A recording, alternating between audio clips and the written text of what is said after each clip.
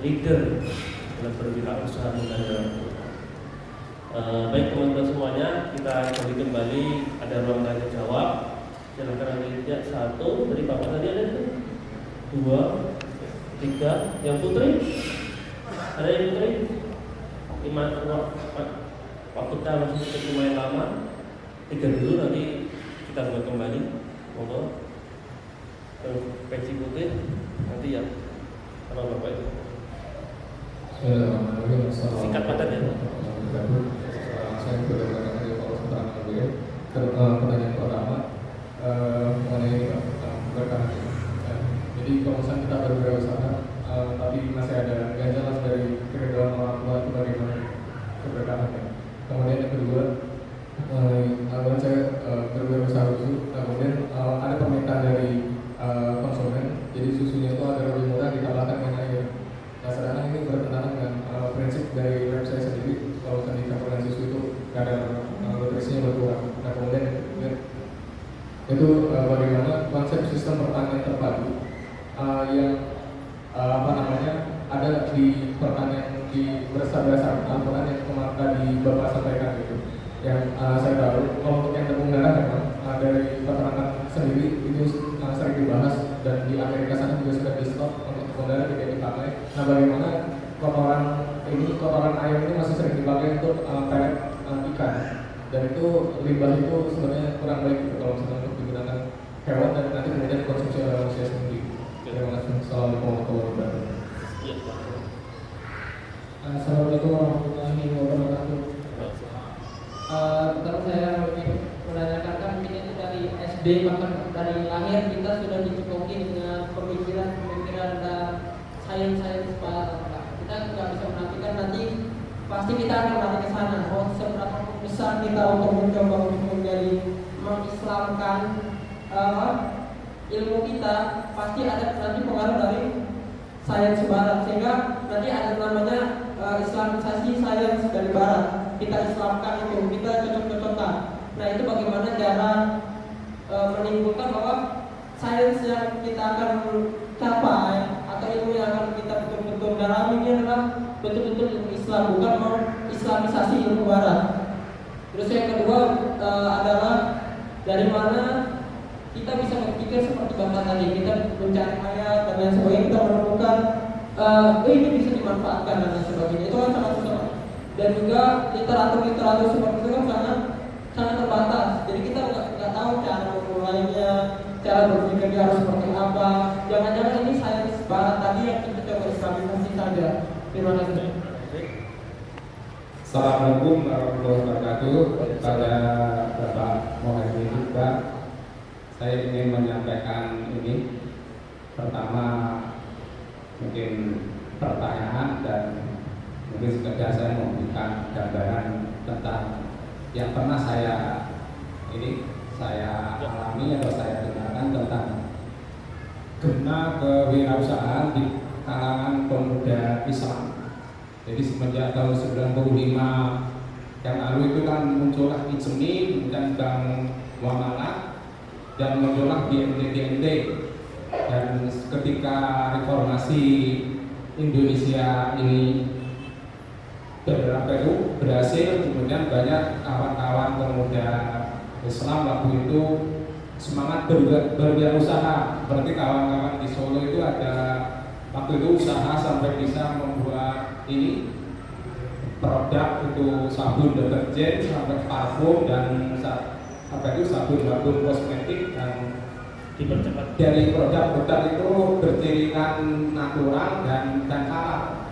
Termasuk yang di Jawa Timur ada ini ingin nyunah itu silap di produk menjadi pasta gigi, yang karena mereka kurang bertahan untuk menjalin pemasaran dari hulu sampai hilir, akhirnya mempercayakan ke pengusaha non muslim, dan sekarang akhirnya kita mencari pasta gigi silap nggak ada. Nah, sekarang ini saya lihat di DIY Solo atau Jawa Tengah banyak produk-produk yang dihasilkan oleh para pemuda-pemuda muslim atau pengusaha muslim. Cuma yang menjadi masalah adalah tentang marketingnya. Yang jelas ini kita hanya marketing, hanya manual. Nah, sejauh mana mungkin Pak Muhyiddin Iqbal bisa memberikan suatu pencerahan ilmu dan sekaligus praktek manajemen marketing untuk mengejar ketinggalan kita di bidang ini, produk maupun sampai pemasarannya ke konsumen yang terserah kelemahan kita di sisi itu. Nah, yang terakhir ini saya ingin menyampaikan, saya juga dari Nganjuk, Pak, dari Prambon, mungkin Bapak di daerah kecamatan mana, saya lihat Bapak bukan face pengusaha, kayaknya seperti face penerusnya Kiai Makrus Ali Wirboyo atau Kiai Imam Asmawi dari Gedong Sari Prambon Nganjuk, itu di kampung saya, Pak. Terima kasih. Wassalamualaikum warahmatullahi wabarakatuh. Saya Muhyiddin Anwar. Ya, baik. 3 jam dulu ya, nanti kita lanjut. Bagus, banyak sekali pertanyaan yang bagus-bagus ya. Saya pikir insya Allah ini akan memberi manfaat untuk semua hadir. Pertama tentang keridhaan Allah, keridhaan Rasulullah, keridhaan orang tua ya. Jadi keridhaan Allah tergantung keridhaan orang tua. Maka memang kadang orang tua kita berpikiran berbeda, karena orang tua kita lebih dekat kepada masa penjajahan dan sebagainya ya. Nah, tentu diperlukan dialog yang baik, pengertian yang baik dan sebagainya, dan perbaikan terus-menerus. Misalnya ketika ibu saya masih hadir, bapak saya masih hadir, tentu cita-citanya sama, disekolahkan tinggi jadi insinyur untuk supaya jadi pegawai, kan begitu kan? Gitu, kan? Tapi generasi saya bisa berubah kan gitu ya, tidak jadi pegawai lagi. Nah, generasi anak saya sudah lebih baik. Dari awal dia sudah niatnya sudah pengen berusaha, dan itu mental perubahannya subhanallah indahnya. Dulu anak saya yang Solo masih ketika dia bekerja untuk gaji sopir aja masih saya subsidi kan gitu. Dia dengan gajinya habis untuk keperluan dia. Ketika dia berusaha, mendirikan usaha sendiri, dia mau membeli handphone saja mikir, kalau saya beli handphone bulan ini karyawan saya bisa gajian enggak ya gitu. Jadi sudah berpikir kepada orang lain. Jadi ada transisi semacam itu. Nah, inilah yang perlu dilakukan. Itu keridhaan orang tua, perlu proses edukasi untuk bisa jangan membuat mereka sampai tidak gitu atau apa, tapi juga diberi proses edukasi yang benar. Kemudian juga praktek-praktek itulah maka Muslim harus berbeda, furqan, harus ada pembedanya ketika Muslim berusaha ini. Orang Yahudi jual air, kita jual air lagi lah, bedanya di mana? Kan gitu kan? Orang Yahudi mencampur susu dengan air, kita ikut juga ya. Bagaimana bedanya kan gitu? Dalam Islam maka justru keunggulan Islam kalau dia dibangkitkan persis seperti Islam ini bagaimana? Misalnya suatu saat kita nggak tahu susu itu kemurniannya sudah tercampur apa-apa, tetap kita jual boleh. Harus kita kasih tahu susu ini telah tercampur air, kan gitu. Maka dalam Islam tidak boleh, tidak halal kita jual mobil bekas tabrakan kita sembunyikan. Jadi yang menghabiskan, menghilangkan keberkahan perdagangan adalah ketika kita tidak menyampaikan cacat barang, gitu. Maka banyak teman-teman yang jualan asuransi, misalnya produknya sudah dibuat baik, disupervisi oleh Dewan Syariah Nasional (DSN), tapi begitu cara menjualnya dengan persuasif. Jual persuasif itu tidak boleh, karena persuasif itu bahasa kita kan membujuk. Namanya membujuk berarti ada yang disembunyikan. Jadi ada cacat besar dalam produk itu yang disembunyikan. Nah, itu tidak boleh secara meskipun produknya dilabeli syariah, cara menjual ketika tidak syariah tidak boleh. Terus kemudian pertanian terpadu, ini jawabannya sekaligus nyambung dengan kotoran ayam tadi. Bisa nggak diperlakukan sebagai ini? Nah, itulah indahnya Al-Quran adalah tibyan likulli syai', menjawab seluruh manusia. Khususnya di pertanian, Al-Quran itu amat sangat detail. Ada 44 ayat membahas Al-Quran, diantaranya pertanyaan terpadu tadi. Pertanyaan terpadu dijawab oleh Allah dalam satu rangkaian ayat di surat Abasa, mulai dari ayat 24 sampai 32. Fayanzuril insanu ila ta'ami, dan seterusnya. Ana sababna ma'a sabba summa saqarnal arda saqqa wa anbatna fiha habba, mulai dari biji-bijian. Wa inaba wa qadba, kemudian anggur dan tanaman bergizi tinggi. Nah, itu bisa banyak nanti ini. Wa inaba wa qadba wa zaituna wa nahla, dan zaitun dan kurma. Wa hadaiqul ghulba, dan tanaman-tanaman semak. wa fakihatan wa abba, dan buah-buahan dan rumput-rumputan. Mata alakum wa li'anamikum, kenikmatan bagimu dan ternakmu. Lihat pertanyaan terbarunya, mulai dari jenis tanaman sampai diurutkan yang paling penting. Kenapa biji-bijian disebut? Kita semua makan biji-bijian terbesar, kemudian buah-buahan, sayur-sayuran, dan seterusnya sampai ternak, sampai rumput, kombinasinya. Jadi kalau mau membuat pertanian terpadu, jawabannya di situ. Surat Abasa. Nanti kalau ngurutin tanamannya, mana yang ditaruh di mana, lagi-lagi membuktikan mukjizat Al-Quran. Di surat Al-Kahfi dijelaskan oleh Allah, yang paling luar tanaman yang tinggi seperti kurma, masuk ke semak, masuk terus sampai ladang, sampai nanti di tengahnya sungai. Nah itu dalam ilmu pertanian orang nggak ketemu ilmu seperti itu. Yang tinggi tadi untuk windbreaker dan sebagainya, kan itu ininya. Nah itu sangat detail. Kemudian ayam. Nah itulah menunjukkan indahnya Al-Quran. Kita Indonesia makan daging 75% dari ayam. Benar nggak? Salah nggak? Kita makan terlalu banyak daging dari ayam. Amat sangat berbahaya ketika manusia tidak dituntun wahyu, ketika mereka mengira sesuatu itu benar, biasa-biasa seperti cahaya tidak kelihatan, dia tidak melihat salahnya. Padahal itu akan menimbulkan musibah yang sangat besar. Apa musibahnya? Keseimbangan pangan. Gara-gara masyarakat Cina tambah makmur, makan ayam, sekarang mereka menyedot kedelai dunia. Mereka impor 74 juta ton setahun kedelai dunia disedot hanya untuk ngasih makan ayamnya Cina. Sehingga tahun depan siap-siap nggak ada kedelai lagi. Karena setiap tahun Cina rakus menghabiskan. Itu mirip dengan gambaran Ya'juj dan Ma'juj, menghabiskan seluruh makanan manusia. Cina sudah terjadi sekarang. Karena hanya untuk ngasih makan ayam tadi. Dan sekarang menurut Al-Quran apa makanan kita makan daging. Tapi utamanya makan daging kita ada dari ternak besar. Ternak besar makannya apa? Digembala. Itulah maka seluruh nabi menggembala. Bahkan di Al-Quran ada perintah spesifik, Kulu war'au an'amakum, makanlah dan gembalakan ternakmu. Lihat, ada perintah, bahkan pekerjaan yang sangat detail. Ada petunjuknya apa yang dilakukan di pagi hari, di sore hari, di mana menggembala, itu adalah berternak tadi. Di pagi hari dilepas, di sore hari ditarik, menggembala di antara tanaman pohon-pohonan dan di tempat turunnya hujan. Jadi kalau sekarang kita mengandalkan sapi Australia, keliru. Tempat penggembalaan terbaik di surat An-Nahl 10:11, yaitu di tempat tumbuhnya pohon, di tempat turunnya hujan. Di mana kira-kira? Indonesia banget, ya kan? Kalau sampai kita kok impor dari padang rumput, salah. Karena rumput kayak manusia juga. Daging, kalau bapak disuruh makan steak atau sate setiap hari bertahun-tahun makan sate, bosan ya? Bosan. Kita pengen makanan yang variatif.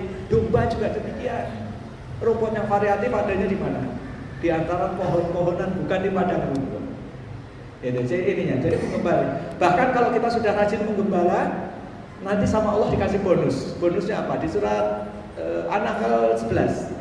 Bonusnya adalah akan ditumbuhkan segala macam tanaman-tanaman, buah-buahan dari kurma, anggur, zaitun, dan seluruh buah-buahan. Lihat, itu ilmuwan bisa menjelaskan. Itu di mana, kenapa itu dilakukan. Gitu. Bahkan untuk ibu-ibu, saya selalu kritik. Setiap kali ada masalah TKW, selalu yang disalahkan di Indonesia nggak ada pekerjaan sehingga dia harus lari ke luar negeri. Keliru. Wanita tidak harus bekerja, tetapi kalau toh harus bekerja, ini optionnya. Kalau toh harus bekerja, pekerjaan terbaik wanita apa? Menggembala. Kok bisa? Suatu pekerjaan yang baik untuk istri Nabi, pekerjaan yang baik untuk putri-putri Nabi, pasti baik untuk wanita zaman sekarang. Nabi Musa ketemu calon istrinya di mana? Ketemu di lahan gembalaan. Lihat. Saya kasih contoh dulu, kayak sekarang masa wanita suruh menggembala. Saya kasih contoh dulu. Kalau ibu-ibu atau wanita-wanita Indonesia tinggal di Jabodetabek, harus bekerja di Jakarta, naik kereta, naik bis berdesakan dengan laki-laki. Sekian banyak. Nanti di kantor ketemu sekian banyak laki-laki non-muslim, non-muslim dan kadang non-muslim juga. Lebih berbahaya mana? Bekerja dengan lingkungan seperti itu atau bertemu para domba? Insya Allah pasti lebih aman, pasti bekerja ngurusi domba. Tapi jangan dibayangkan gembala sekarang berat sekarang ada tantangan bagi kami dan teman-teman itu untuk mengekspor domba 20.000 ekor per bulan gitu ya, dengan sekali angkut gitu ke Arab Saudi. Bisa kebayang Bu, kalau ibu punya 1.000 domba dicuri orang 100 ibu nggak tahu, ya kan? Nah, menggembalanya gimana? Pakai teknologi kan gitu, seperti itu. Jadi sekarang, ilmunya sekarang. Jadi sekian kan. Jadi makanan manusia untuk daging urutannya binatang berkaki 4 yang digembala, kemudian ikan. Ini berdasarkan penyebutan di Al-Quran. Kalau Al-Quran menyebutnya sekian banyak, artinya dipentingkan. Begitu seterusnya. Baru nanti ke unggas. Unggas disebut tapi hanya sekali, supaya makanannya nggak berebut dengan manusia tadi. Nah, ini nyambung ke pertanyaan berikutnya tentang sains. Bagaimana hubungannya dengan sains? Intinya adalah kembali kedudukan Al-Quran sebagai huda. Huda adalah petunjuk. Petunjuk adalah panglima. Kalau misalnya Anda mau dari sini ke Jakarta, pertama harus tahu dulu arahnya ke Jakarta, ya kan? Itulah petunjuk. Lantas ke Jakartanya naik apa? Zaman dulu yang ada misalnya andong, ya naik andong. Ada kemudian kereta, naik kereta. Ada pesawat, naik pesawat. Nah, itulah ilmu pengetahuan. Jadi gunanya ilmu pengetahuan jangan dijadikan panglima. Kalau ilmu pengetahuan dijadikan huda, petunjuk, atau dijadikan panglima, dia akan menyesatkan. Misalnya ya, ada seorang profesor yang sekarang didirikan sekolah sama kami membuat TK. Kenapa Pak Profesor membuat TK? Karena profesor sampai suatu khawatir dirinya menjadi kafir, karena profesor sains ini dalam ilmu dia sesuatu baru dianggap benar kalau bisa dibuktikan secara ilmiah. Padahal salah satu syarat iman adalah iman bil ghaib, kan gitu. Yu'minuna bil ghaib. Jadi beriman dengan yang ghaib gitu. Jadi panglimanya harus Al-Quran, petunjuk Allah, wahyu ini baru dijabarkan, kemudian dilaksanakan sesuai dengan pencapaian teknologi. Pencapaian teknologi bisa benar, bisa keliru, bisa berevolusi dari waktu ke waktu, tapi petunjuk tidak berubah. Jadi kurang lebih seperti itu kedudukannya. Jadi jangan menaruh sains atau ilmu pengetahuan di atas, karena sains pertama sifatnya adalah dia don, kebenarannya sesaat. Kedua, namanya kebenaran sesaat bisa kemudian diketahui keliru, kayak contoh kasus pupuk tadi. Dan kemudian bagaimana berpikir secara Islam. Jadi sekaligus bagaimana tidak kita mengislami, memaksakan ilmu pengetahuan sebagai seolah-olah dari Al-Quran. Tidak. Ilmu pengetahuan adalah tools, Al-Quran adalah petunjuk. Lihat kedudukannya. Sejauh kita menempatkan Al-Quran sebagai panglima, petunjuk Buddha, maka ilmu pengetahuan apapun yang berkembang di bawah itu sifatnya hanya tools, kebenarannya gedor sesaat. Kan gitu. Jadi supaya kita tidak bias antara Islamisasi ilmu pengetahuan dan lain sebagainya. Itu istilah-istilah yang juga justru membingungkan umat sendiri. Tapi kembalikan saja pengertian Al-Quran sebagai huda linnas wa bainatina huda wal furqan. Nah, kedudukan ilmu pengetahuan di mana tools di tingkat jauh bahwa yang kadang benar, kadang salah. Ketika salah kembalinya ke Al-Quran. Kan gitu kan? Selalu begitu. Terus kedua adalah bagaimana berpikir secara dengan Al-Quran. Nah, itu persis seperti misalnya Bapak pengen berenang. Dulu waktu saya jadi calon entrepreneur, saya gunakan ilmu kolam renang. Saya kumpulkan para pemuda yang ingin belajar usaha. Saya dari mereka berdirinya di mana, saya sudah tahu bahwa siapa yang bisa renang, siapa yang tidak, ya kan? Yang nggak bisa berenang pasti berdiri di paling belakang. Takut sekali lihat air itu, takut. Istilah bahasa Jawanya ajub-ajuben gitu, kayak mau ditarik gitu kan. Nah, demikian juga menggunakan Al-Quran. Al-Quran itu adalah huda linnas wa bainatina. Dia seperti senjata yang bisa dimanfaatkan. Tapi ketika kita tidak terlatih, percaya nggak? Tentara polisi itu kalau nembak belum tentu bisa akurat, karena mereka sangat jarang berlatih. Karena peluru itu mahal, iya kan? Gitu ya. Jadi kita punya senjata yang sangat canggih, ketika pas dibutuhkan nggak terbiasa, kena nggak kita nembak? Nggak kena, kan gitu. Jadi diperlukan latihan. Itulah amal, kita meng-exercise. Jadi supaya kita bisa berpikir secara Al-Quran, biasakan Al-Quran hadirkan pada kehidupan kita. Ngadapi, nanti dilatih. Kemarin mungkin Mas Fandi bisa suatu saat organisir sekelompok kecil untuk melatih ini gitu. Kami pernah melatih ini kumpul 60 orang dari berbagai keahlian itikaf bareng hanya untuk memecahkan satu masalah, yaitu masalah supaya kita tidak meninggalkan generasi yang lemah. Gitu kan? Gimana caranya kita tidak meninggalkan generasi yang lemah?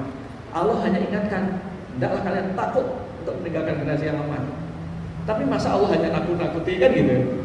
Pasti Allah masih jalan keluarnya, kan gitu. Jadi selalu gitu, pasti Allah menjalankan. Nah itu kita cari sampai ketemu 10 hari kira-kira, sampai ketemu. Nah, setelah itu kita terbiasa nyari apa, jawabannya apa, gitu kan? Nyari apa jawaban, karena tipnya nalikul saya seperti senjata. Setiap saat bisa kita gunakan, tapi memang untuk bisa mahir menggunakan harus dilatih.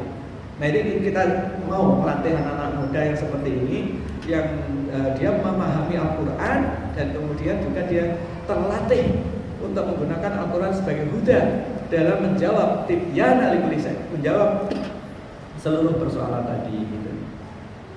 Terus kedua tentang pasar dan ekonomi Islam. Jadi gini Pak, sejauh umat ini cara berekonominya tetap mengikuti umat-umat terdahulu, maka kita akan masuk lubang biawak, ya kan Pak? Sini ya. Jadi saya kasih contoh, orang Yahudi membuat bank, kita membuat bank syariah.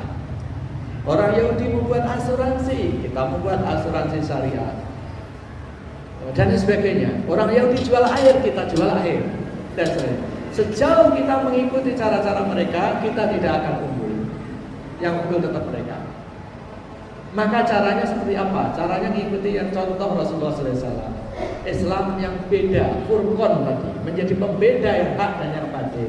Contohnya misalnya Yathrib, kota kecil yang sudah 600 tahun dikuasai ekonominya oleh Yahudi. 600 tahun. Pasarnya dikuasai Yahudi, produk yang ada di pasar dikuasai Yahudi. Yahudi tidak puas dengan itu. Yahudi ekspansi terus-menerus, lahan-lahan orang Arab di Yathrib terkuasai oleh Yahudi. Apakah Nabi datang kemudian mengikuti cara Yahudi? Tidak. Pasarnya Yahudi survei, oleh Nabi disurvei. Nabi datang ke pasar ini, jawabannya tidak seperti di pasar kalian. Datang lagi pasar lain, tidak seperti pasar kalian. Lalu Nabi jalan ke barat laut dari Masjidil Haram, Masjid Madinah Nabawi sekarang. Kemudian mengitari suatu tempat, kemudian Nabi bersabda, "Hada subuh, inilah pasar kalian." Gitu. Sahabat bertanya, kok tempat kosong seperti ini dikatakan pasar kita? Batasnya apa? Sama Nabi dibatasi. Batasannya adalah fala yang takosona wala berbeban. Batasnya jangan dipersempit dan jangan dibebani dengan biaya-biaya dan sebagainya. Jadi pasar Islam karakternya adalah harus bebas dari istilahnya kooptasi pihak tertentu. Harus semua orang bisa berdagang. Prinsip dasarnya itu. Harus tidak ada biaya-biaya yang memberatkan. Nah, jadi kalau umat Islam buat pasar, rujukannya itu.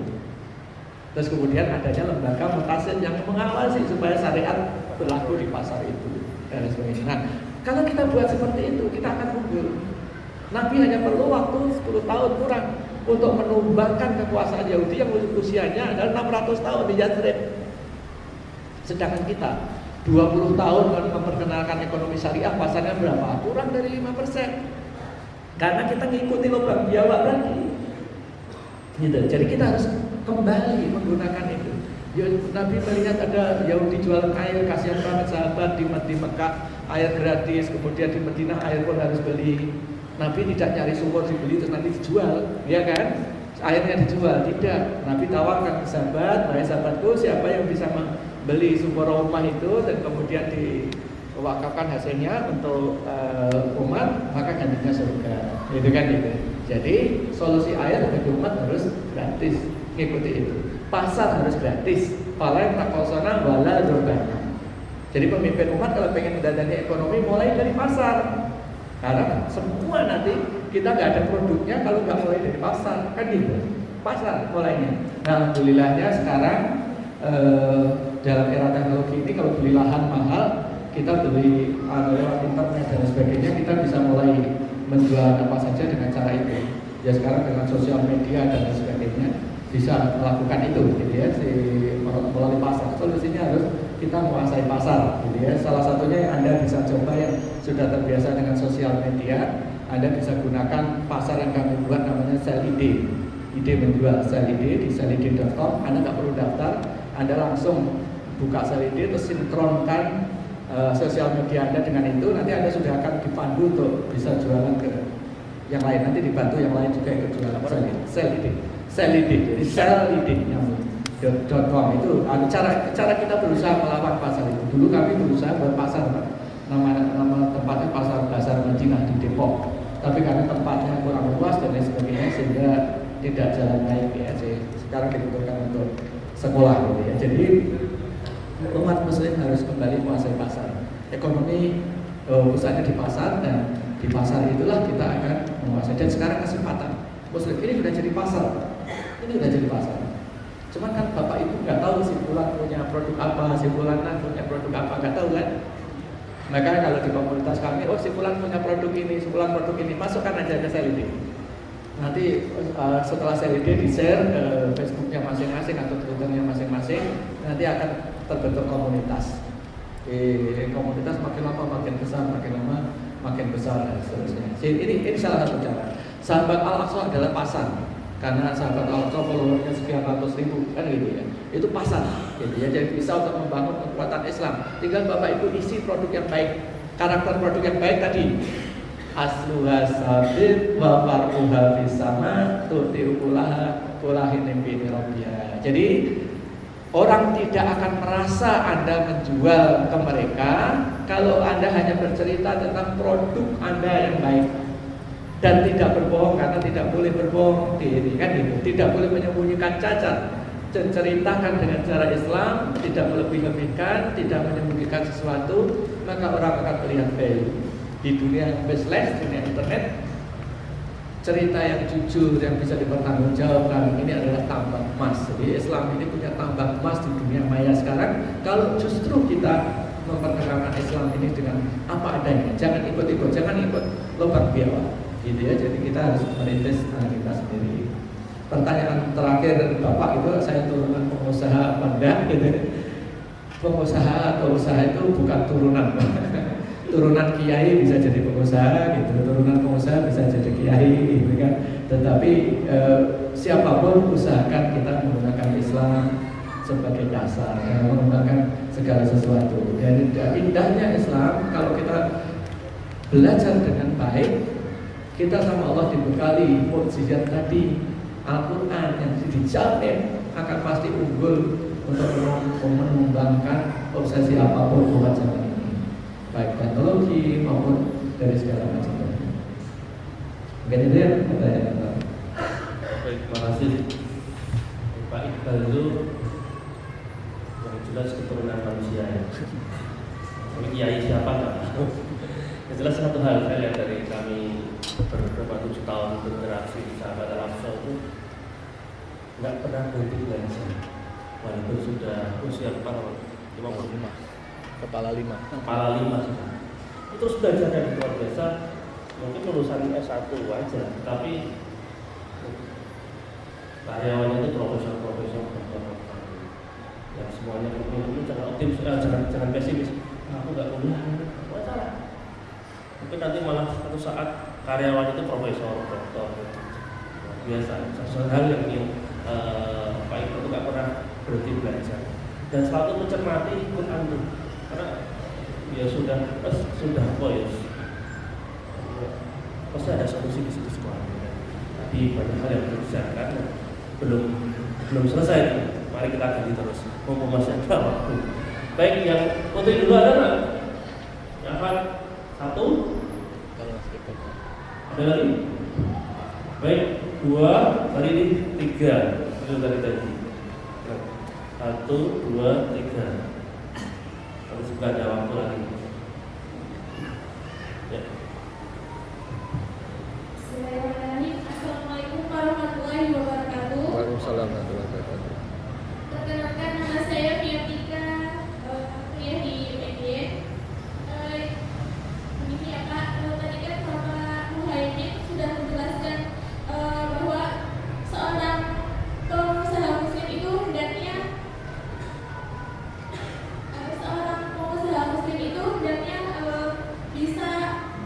istilahnya mensejajari ekonomi pasar dunia gitu ya Pak. Nah di sini yang ingin saya tanyakan itu melihat realita ya sekarang, seperti misalnya di toko-toko alat tulis, terus di toko plastik ataupun di supermarket itu masih banyak wirausaha dari keturunan asing gitu ya Pak, dari non muslim gitu. Nah bagaimana cara kita menanggapi hal itu dan bagaimana memberi kesadaran kepada wirausaha muslim terutama yang masih muda supaya mau berwirausaha yang istilahnya bisa dari orang muslim non muslim tadi gitu Pak. Ya, dari saya terima kasih. Wassalamualaikum warahmatullahi wabarakatuh. Ya, Yang ada di belakang. ada dulu berarti Anda. Yang pakai jaket Pak. Assalamualaikum warahmatullahi wabarakatuh. Perkenalkan, nama saya Aditya Setiawan Putra. Saya kebetulan lulusan teknik pertambangan, Pak. Dan tadi mungkin ada masalah energi yang disinggung ya. Mungkin teman-teman saya dan saya sendiri juga paham betul ya mengenai pertambangan itu seperti apa, teknisnya seperti apa. Tapi kenapa sebagian besar dari kami itu memilih untuk bekerja yang sudah dikasih upah tetap gitu, dikasih upah tetap dan memang cukup tinggi upahnya ya untuk orang tambang gitu. Saya alhamdulillah nggak memilih jalur itu, saya memilih wirausaha sudah berjalan 4 tahun ini. Nah, kebanyakan ternyata masalah yang sangat dasar dan sering dikeluhkan adalah mereka takut Pak, jadi dihantui rasa takut untuk nanti bagaimana bisa berjalan usaha saya gitu. Apakah bisa saya mendapatkan nilai ya mungkin pola pikir pertamanya adalah duniawi gitu. Jadi apakah saya bisa mendapatkan nilai rupiah sebanding dengan ketika saya masuk ke perusahaan tambang gitu. Nah, mungkin itu bisa tolong dibantu menjawab karena Bapak sendiri adalah seseorang yang dulu menduduki posisi tinggi, itu pun bahkan berani hijrah menjadi seorang wirausaha, itu loh, turun atau melawan berpindah tempat menjadi seorang wirausaha. Padahal kalau dari perbedaannya adalah kami yang mungkin fresh graduate gitu kan, baru lulus terus kita memilih untuk bekerja, belum tentu digaji berapa, tapi Bapak sudah pasti digaji besar pun berani gitu. Nah itu mungkin bisa dibagi, bisa di-share kenapa berani seperti itu. Terima kasih. Ibu Yang peci putih, ayo Mas. yang pegang Waktu. Ibu sudah pegang mic Ibu. Yang kedua. Assalamualaikum warahmatullahi wabarakatuh. Waalaikumsalam. Perkenalkan, nama saya Sadi dari SMA Taruna Barat Agama. Saya mau bertanya. Pertanyaan pertama, kan tadi telah dijelaskan bahwasannya untuk melaksanakan problematika umat, salah satunya dengan kebakaran itu dengan berpegang teguh pada Al-Quran. Sedangkan faktanya kendali utama atau kontrol utama masyarakat itu kan dari pemerintah.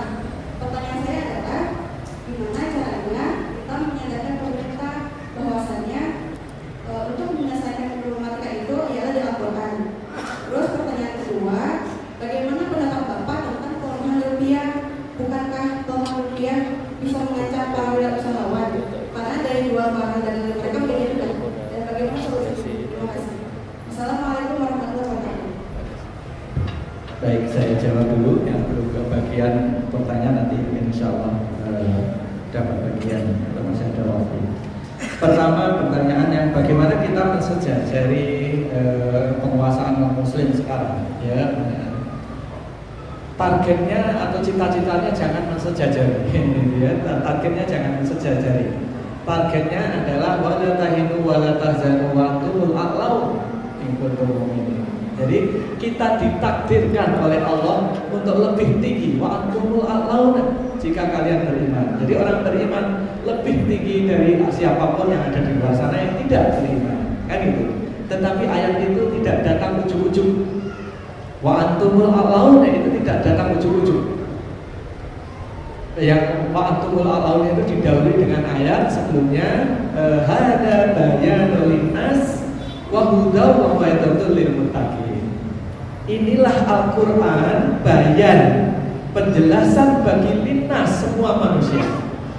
Wa hudaw wa mau'izatul lil muttaqin, petunjuk dan nasihat hudaw wa mau'izatul lil muttaqin. Jadi kalau kita ingin mengungguli umat lain seperti yang dikehendaki oleh Allah, maka penuhilah kehendak Allah yang lain yang lebih dulu, yaitu menjadikan Al-Quran sebagai huda wa mau'izah. Jadi sumber keunggulan kita itu di situ, gitu.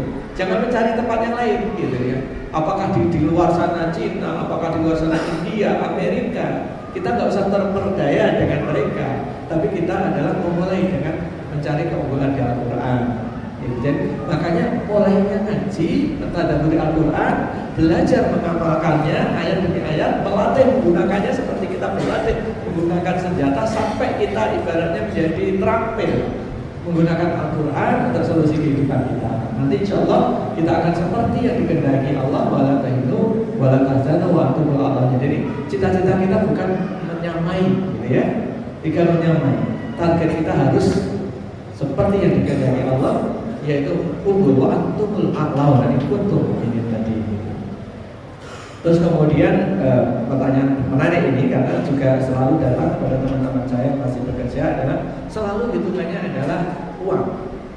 Padahal karakter rezeki kita adalah sumbernya tidak disangka-sangka, jumlahnya tidak dihitung-hitung, ya kan? Bi ghairi hisab,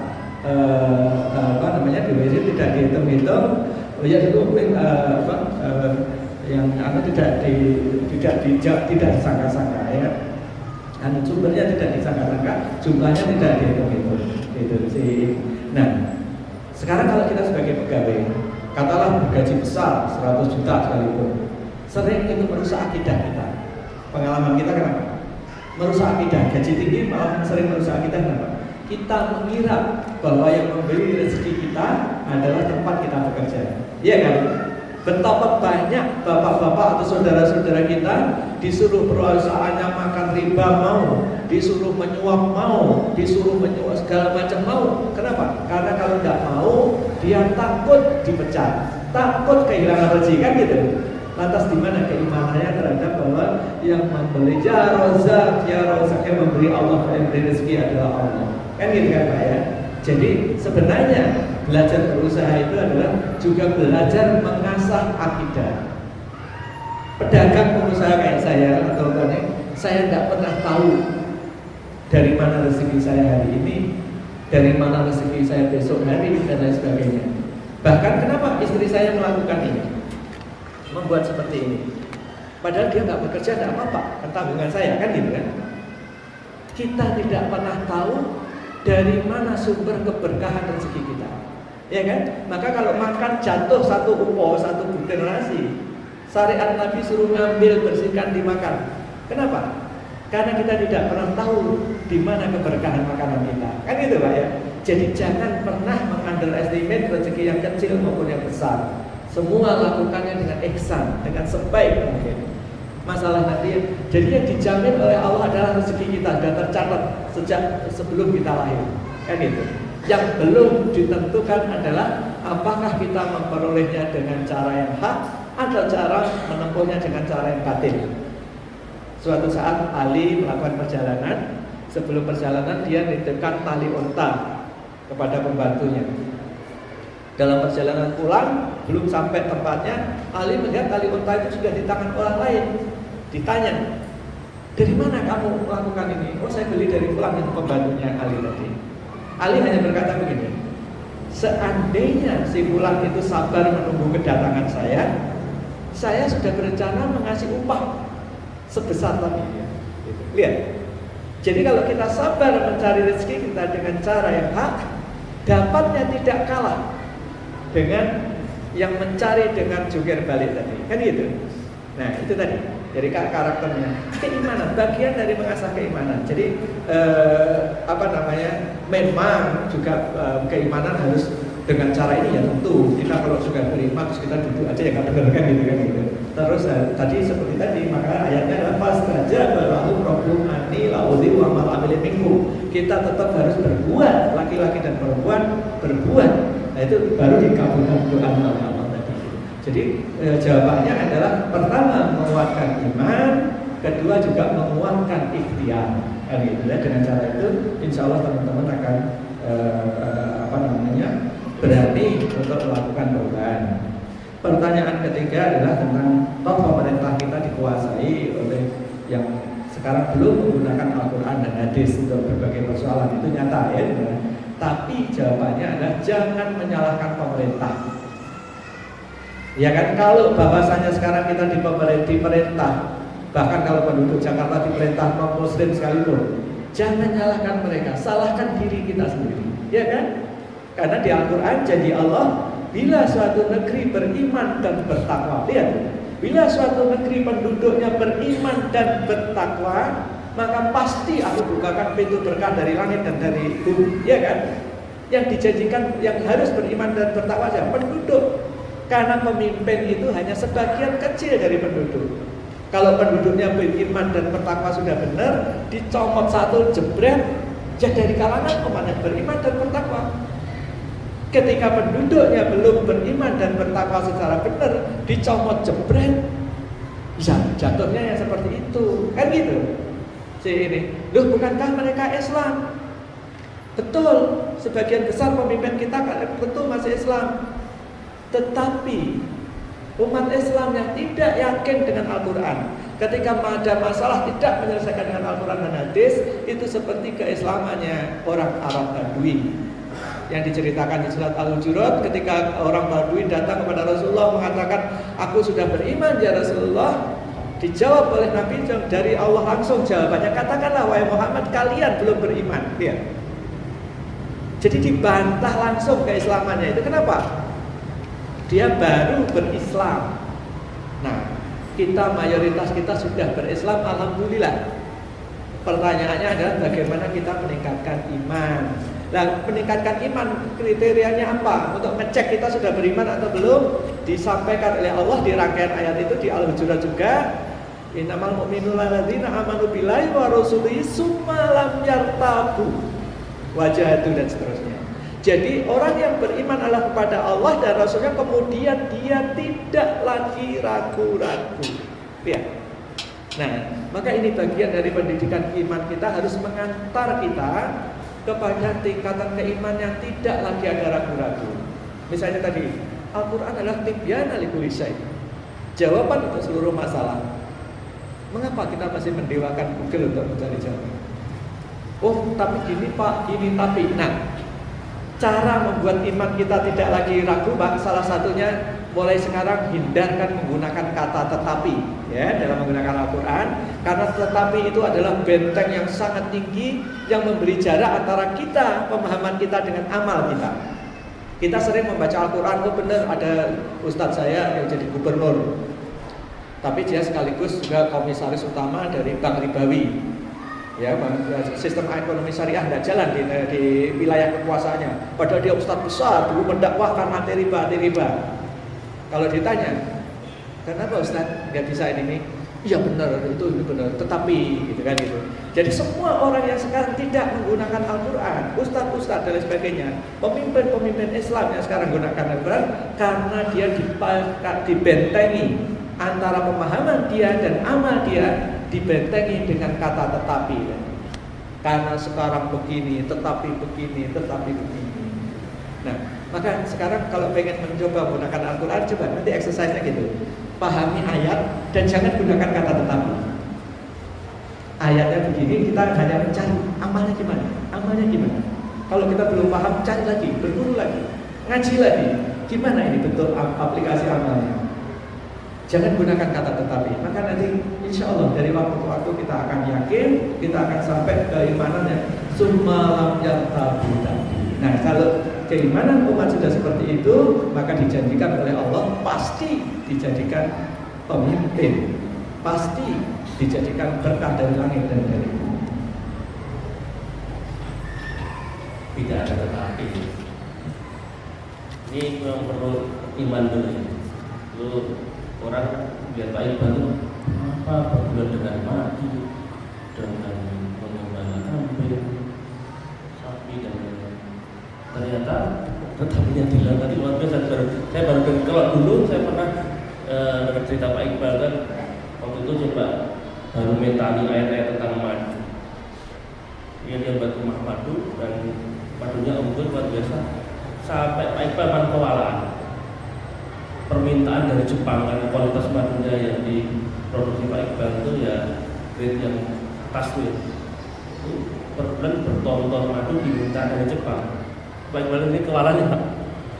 Karena ternyata luar biasa setelah kita mengajarkan Al-Quran terbaik yang dihasilkan, permintaan banyak sekali dari luar negeri. Tadi berbuat kambing, domba ya. Domba 20.000 per bulan untuk di Saudi. Ini dari Quran. Ini nggak usah pakai tetapi. Lihat teman-teman, menguatkan keimanan kita bahwa berwirausaha dengan Quran adalah luar biasa. Baik, terus untuk 3 penanya lagi ya, tidak apa-apa ya. Masih ada sebelum cukup sudah ya tadi Pak. Yang lain untuk Pak. Ini Pak Asra. Yang luar, ya 1. Maju Pak, biar cepat. Yang awal 1 aja ada. Ya tadi ya. Maju, segera ambil mic. Ya, Pak. Assalamualaikum warahmatullahi wabarakatuh. Waalaikumsalam. Nama Asma dari. Dipercepat ya karena waktunya hampir dulu. Sedikit menanyakan tentang hal yang lain. Di dalam Al-Quran sendiri itu tuntunannya itu lebih cenderung kita menjadi produsen atau kita menjadi trader atau pedagangnya. Karena ada contoh beberapa sahabat yang berhasil dengan perdagangannya dan ada juga beberapa sahabat yang berhasil dengan produksinya. Kalau kita lihat konteks dunia, itu banyak negara yang urutan 1 sampai 10 di dunia itu masih didominasi oleh negara yang cenderung kepada tradernya, perdagangan. Kita lihat raja di Asia Tenggara itu adalah Singapura, di Cina adalah Hong Kong, di Eropa itu adalah negara Skandinavia. Itu melebihi negara-negara produsen. Mungkin itu aja konteks yang ada di Al-Quran cenderung kemana. Sekian bila terhibur hidayah. Assalamualaikum warahmatullahi wabarakatuh. Assalamualaikum warahmatullahi wabarakatuh. Selamat siang, saudara-saudara kita semua. Nama saya Rizal Bodo, jauh-jauh dari Sumatera datang kemari untuk mendengarkan ceramahnya Allah Akbar. Muhammad Iqbal. Benar Pak ini? Iya, Jauh. Nah, saya sudah mengikuti jenengan dari tahun 2008 insya Allah dari Regina, dan saya banyak sekali belajar dari Pak Muhammad Iqbal. Pertanyaan saya paling sederhana di antara semua yang ada sekarang. Anda ini manusia luar biasa, menurut ukuran saya bukan mengikuti sunnah Rasul tidak seperti itu ya, lebih ukuran manusia. Yang kita butuhkan adalah Muhammad Iqbal yang lain. Pertanyaannya adalah bagaimana saya bisa menjadi kloni? Dan teman-teman lain juga menjadi kloni dengan juga supaya umat ini semakin maju. Jadi begitu. Terima kasih. Assalamualaikum warahmatullahi wabarakatuh. Terima kasih. Nanti ambil DNA-nya. Ya, Satu lagi.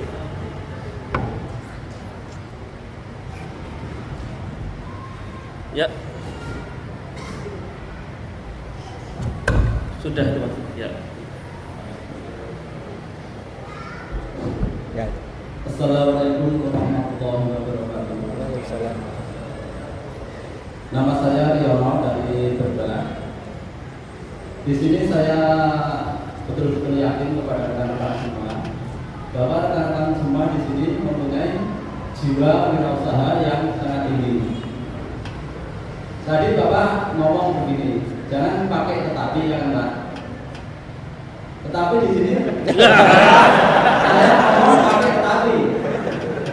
Tadi Bapak sudah ngomong sudah pakai tetapi. Tetapi saya justru ngomong tetapi. Ya kan? Karena begini. Dari rekan-rekan semua ini mempunyai jiwa wirausaha yang sangat tinggi dan menggebu-gebu. Tetapi ya, mereka ada yang kesulitan dalam bidang mencari pendanaan. Itu yang betul-betul konkret itu mencari bidang pendanaan. Yang kedua itu sudah mempunyai pendanaan, terus mereka itu biasanya seperti yang diomongkan masnya tadi itu kemantauan dalam usaha itu masih bimbang. Tadi seandainya pertama mempunyai usaha mau ternak kambing, ya kan? Mereka itu enggak, yang lain ternak ayam kok bagus, mereka dari situ sudah ada kebimbangan. Di sini bagaimana mengatasi kebimbangan itu? Yang ketiga, untuk menjadikan Islam ini lebih besar, pengusaha-pengusaha muda itu lebih semangat lagi. Mungkinkah ada suatu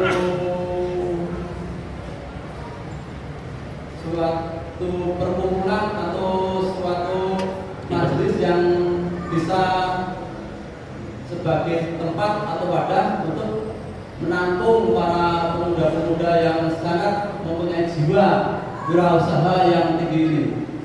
Karena kebanyakan mereka itu tidak tertampung. Mungkin itu saja dulu, Pak. Ya. Baik. Terima kasih. Tiga dulu. Sebelum dijawab, ini ada tawaran jual beli dengan Allah. Jadi untuk ingatkan, memang momentum acara ini juga silakan nanti kita ingin berbagi dengan saudara kita di Suriah, terutama di Palestina. Ada kotak nanti, tapi sudah muter kalau ingin jual beli dengan Allah hari ini ada tawaran bisnis dengan Allah, bisa di kotak di bazar ya. Ada bazar buku, ada jual buku, itu ada kotak infak. Silakan nanti bisa dimasukkan sambil pulang. Itu aja informasinya. Bagus Pak pertanyaannya ya, tentang kita fokusnya kepada produsen atau trader gitu kan ya. Disitulah Pak indahnya. Jadi ajaran Islam itu adalah agama yang lengkap, komplit, baik petunjuknya maupun contohnya. Maka di contoh Nabi itu komplit. Ada sahabat kaum muhajirin, strong point-nya ada di perdagangan. Ada sahabat kaum ansor, strong point-nya adalah di produksi, di pertanian. Kalau dilihat utamanya di mana, gitu kan, lebih utama mana? Seingat saya sangat jarang Nabi membedakan. Hanya dalam satu kesempatan tertentu kalau Nabi mengutus seseorang atau dalam satu majelis orang-orang kayaknya lebih dekat kepada perdagangannya kan gitu, karena sahabat-sahabat utama beliau yang dibawa dari muhajirin tadi kan gitu. Tapi itu juga tidak berarti yang produksi kurang nilainya. Oleh sebab itu saya melihat satu kata lagi yang jangan dipakai yaitu atau. Jadi jangan menggunakan atau, gunakan pakai kata dan. Jadi kita menguasai perdagangan dan menguasai produksi. Itu mulai yang saya tadi diperkenalkan oleh Mas Fandi sebagai dewan penasehatnya atau sahabat Al-Aqsa. Itu yang selalu kita sampaikan ke beliau adalah jangan gunakan atau. Kita membantu saudara kita di Palestina atau di sini ya, jangan begitu. Bantu yang di sana, bantu yang di sini dan gitu. Jadi demikian pula dalam menyikapi. Karena dengan cara menghilangkan kata atau tadi, kita akan terhindar dari dikotomi. Harus memilih, harus ini. Lakukan keduanya. Kurang lebih seperti itu, Pak. Kuasai pasar, kuasai produksi. Kalau masing-masing orang menguasai satu jenis produksi boleh, menguasai pasar boleh, tetapi secara jama'i kita harus menguasai keduanya. Kurang lebih seperti itu. Terus kemudian untuk pertanyaan Pak Rizal, bagaimana melakukan ini ya? Ini mudah-mudahan Allah mengampuni banyak sekali kelemahan saya, Bapak nggak tahu. Tetapi untuk kalau ada yang baik yang kita hasilkan, yang Bapak ingin belajar, kami membuka berbagai sarananya. Di antara sarana itu yang lewat tulisan yang bisa dilakukan dari manapun, itu adalah bagian dari edukasi. Sekarang sudah tepatnya mungkin sudah 8-9 tahun saya menulis, hampir setiap saat menulis. Mudah-mudahan itu jadi sarana pembelajaran ya. Kalau kita punya satu, menemukan sesuatu kita tulis, supaya kalau orang tahu barangkali dia bisa mengamalkan lebih baik dari saya. Kayak gitu. Seperti istri saya suruh belajar membuat ini, mungkin buatan istri saya belum baik-baik benar. Tapi kalau di antara ibu-ibu nanti ikut belajar membuat, atau bapak-bapak pun juga boleh membuat lebih baik, barangkali muslim ini bisa kembali menguasai perdagangan kulit dan produk ini yang dulu juga menjadi kekuatan Islam. Kan gitu Pak. Terus sarana lain selain yang sifatnya tertulis tadi, secara setiap bulan kita ada forum di Jalan Juanda 43 Depok dengan berbagai tema. Yang tadi kita angkat, kita tulis, kita pilih tema yang kira-kira manfaatnya luas, perlu didalami, maka kita ada forum kajian bulanan yang sifatnya bulanan. Selain itu kita juga membina kader dalam arti misalnya Bapak yang ingin belajar bertani secara Al-Quran, kita pilih, utamanya sekarang saya pilih sarjana bukan karena saya gelar atau enggak, karena waktu kita yang terbatas, kita ingin yang kita didik itu cepat menyerap semaksimal mungkin. Kita aja berpikir, nanti dia bisa ngejar yang lain gitu. Jadi kita pilih kader-kader yang baik, kualitasnya untuk kita didik. Sarjana itu sampai 3 bulan kita di pesantren di Madrasah Al-Filahan. Masuknya sarjana, yang keluarnya dia jadi petani yang bisa bertani secara Al-Quran. Bagaimana bertani dengan air yang sangat hemat, gitu ya. Bagaimana bertani yang bisa menyiasati perubahan musim dan lain sebagainya. Karena orang sering mengkambing hitamkan El Nino dan lain sebagainya. Nah, itu forumnya. Ada pesantren di madrasah di Jonggol, di Bogor, yang kaum muslimin bebas belajar di sana secara selektif. Masyarakat biasa boleh kapan saja belajar, tapi yang kita didik selama 3 bulan kita seleksi. Artinya yang lain juga boleh belajar kapan saja dia mau peternakan, mau ini. Ada sekarang tanaman yang kita sosialisasikan, juga tanaman dari Al-Quran, tapi kita bahkan kita buat videonya untuk masyarakat muslim siap-siap untuk bisa membuat obatnya sendiri. Karena sekarang biaya obat kalau kita beli semakin mahal, semakin banyak penyakit dan tidak bisa diobati. Salah satunya diantaranya adalah kita menghadirkan, membuktikan kebenaran ayat Al-Quran yang menyatakan ada pohon yang diberkahi, pohon yang banyak berkahnya, pohon zaitun. Pohon zaitun itu sekarang kita tanam banyak-banyak dan kita ajarkan siapa saja yang bisa mau belajar, saya ajari cara membibitnya. Kenapa? Karena banyak sekali penyakit yang sekarang nggak bisa diobati, nggak ketemu obatnya. Salah satunya ya dari zaitun itu, salah satunya.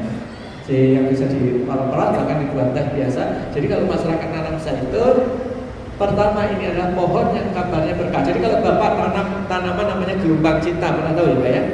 Gelombang cinta, dan meyakini bahwa tanaman itu mengandung berkah, Bapak syirik. Iya kan? Tapi kalau Bapak percaya zaitun itu mengandung berkah, Bapak membenarkan kalimat Allah. Bedanya apa? Yang satu keberkahannya dikabarkan oleh Allah, kita meyakini kebenarannya. Yang satu tidak ada dasarnya. Kan gitu kan? Sedangkan keberkahan hanya dari Allah. Kan gitu. Nah, maka kita membenarkan. Ternyata setelah kami perkenalkan zaitun ini, sekarang kita kewalahan memproduksinya. Pembeli terbesar kami ketika pertama kali kami masuk ke jaringannya Carrefour, naruh zaitun itu di sana, ada saudara muslimah kita lihat nawar harganya ini. Ada orang pakai dari Kristen, pakai baju rohaniwati Kristen itu memborong zaitun itu untuk dibagikan ke umat mereka. Kenapa? Saya pernah berdiskusi sama salah satu orang mereka, tokoh mereka di Carrefour. Saya bercerita bahwa zaitun ini adalah pohon yang diberkahi. Di Al-Quran dikabarkan melalui 7 ayat tentang zaitun ini. Dia mereka jawabnya yang muslim? Di kitab kami zaitun itu disebut sangat banyak di ayat gitu. Jadi tidak lagi 7 gitu. Makanya umat Islam hal seperti ini. Selama ini kalau kita mendengar zaitun, kita kira Allah hanya sedang pamer saja.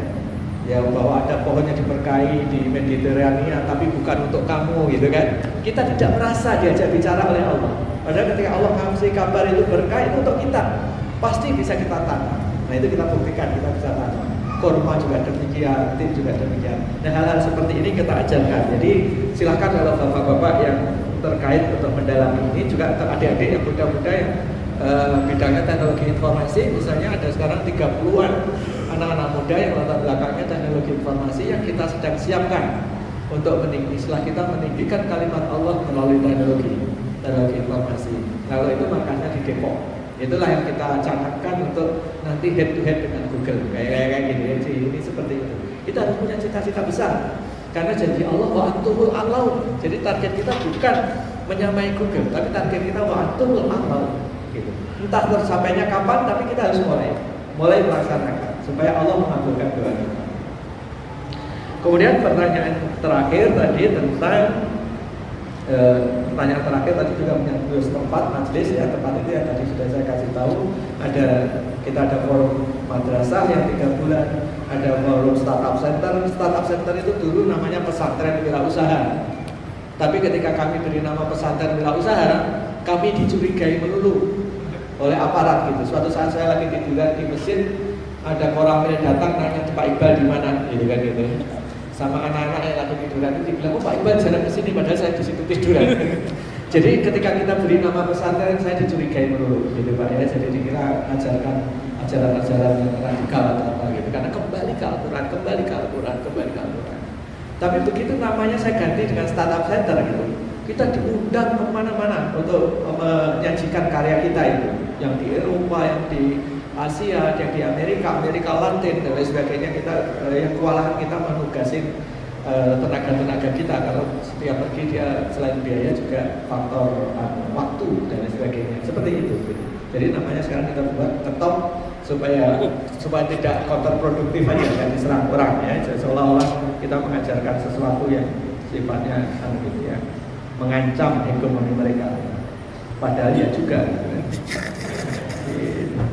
Terus kemudian tentang modal. Nah ini sering sekali jadi keluhan bahwa seolah-olah kita berusaha itu terkendala modal. Tidak. Lagi-lagi keindahan Islam ada contohnya, kan gitu kan? Contohnya Abdurrahman bin Auf pada hari pertama, pada hari ketika setelah dia dipersaudarakan dengan saudaranya kaum Ansor, ditawari modal, ya kan? Bayangkan kalau Abdurrahman bin Auf cara berpikirnya kayak kita, saya terima dulu modalnya untuk dagang, kan gitu. Lihat. Tapi apa yang dilakukan Abdurrahman bin Auf? Jangan. Semoga kamu dan keluargamu dan hartamu diberkahi Allah. Untuk saya, tolong saya ditunjukkan pasar. Gitu. Jadi kuncinya adalah di pasar tadi. Maka dengan tanpa modal, Abdurrahman bin Auf bisa menguasai pasar dan bisa menjadi orang yang amat sangat kaya dia tanpa modal. Untuk menggambarkan kekayaan Abdurrahman bin Auf itu bisa dihitung dengan harta kita sekarang.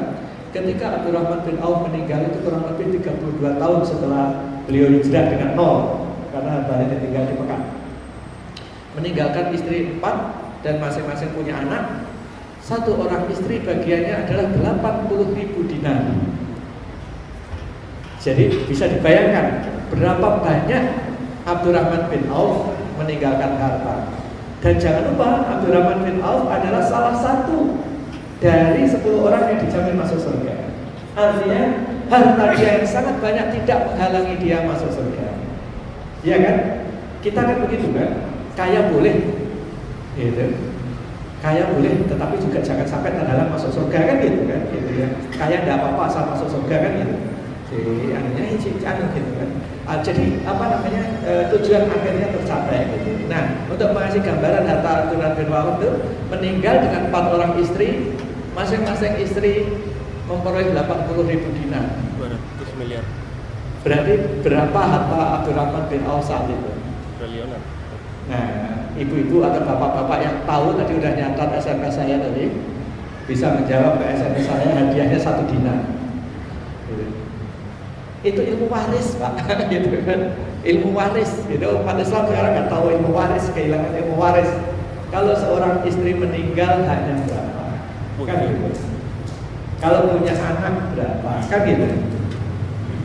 Kalau istri meninggal haknya adalah 1/4. Setelah saya jawab ini, maka hadiah tidak berlaku.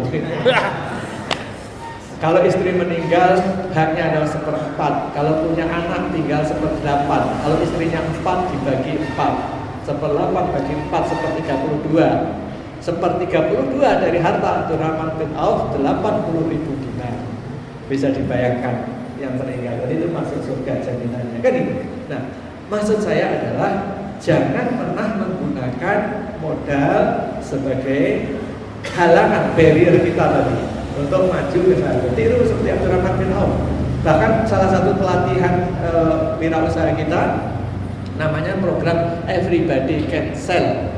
Everybody, semua orang bisa menjual. Itu terapinya, latihannya, bayangkan diri Anda Abdurrahman bin Auf di hari pertama masuk pasar. Dia nggak punya modal, ya kan? Dia belum kenal orang. Itu apa yang kira-kira dia lakukan?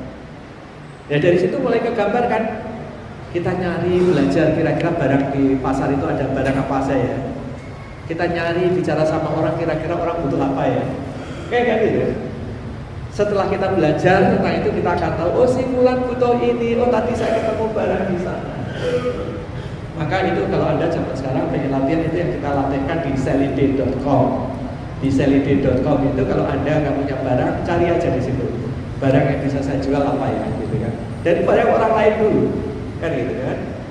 Komunitas saya butuh apa ya. Gitu. Nah begitu pula, maka saya kasih buat internet itu untuk latihan, untuk exercise. Itu tempat saya untuk melatih supaya kita tidak beralasan kita tidak muslim, tidak berjalan. Kalau kita terus beralasan nggak punya modal, kapan kita akan mengalahkan Yahudi? Kan gitu kan? Karena modal jelasan menang dia, kan gitu. Kapan kita ngalahin Cina yang menguasai pasar ini? Karena modal punya dia sekarang, kan gitu. Nah kita harus mulai meninggalkan barrier atau kendala tentang modal tadi dengan belajar dari salah satu contoh sahabat Nabi Abdurrahman bin Auf. Bayangkan saja kalau ada nggak ketemu buku sirahnya, bayangkan orang seperti Abdurrahman bin Auf tanpa modal masuk ke pasar, belum kenal orang, apa yang dia lakukan? Nah dengan cara itu Anda akan, oh kira-kira nyari orang yang butuh barang, oh kira-kira dari orang dari situ dipertemukan, maka Anda sudah jadi Abdurrahman bin Auf, insya Allah. Mungkin itu.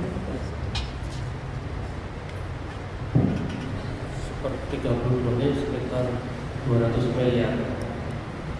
Itu baru satu triliun, luar biasa. Itulah cara pandang wirausaha yang berdasarkan Al-Quran. Dan saya kira hari ini pun itu bisa terjadi. Ya, kita mau mengambil komentar atau pakai atau lagi tawaran mereka. Baik teman semuanya, bisa lebih banyak Bapak Iqbal bisa ditulis saja di kedaidinar.com. Atau kalau sekali mau main di Jakarta, mampir ke Depok, di markasnya itu di Startup Center di Jalan Juanda nomor 43.